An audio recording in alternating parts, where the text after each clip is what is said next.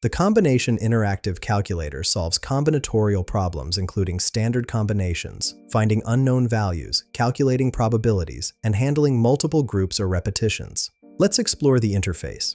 First, we have a calculation mode dropdown with 6 options. Calculate CNR, combinations from N and R, find N, total items from CNR and R, find R, items selected from CNR and N, calculate selection probability, multiple combination groups, and combinations with repetition.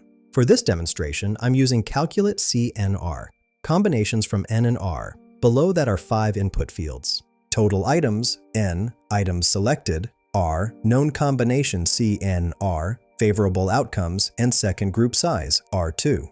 Here's a worked example. I'll enter 10 for total items, N, and 10 for items selected, R.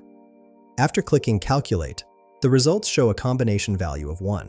The calculation details display C1010, Chakshor 10, 10x0, which represents one unique way to select 10 items from a set of 10 items, where order does not matter. This makes perfect sense. There's only one way to select all items from a set.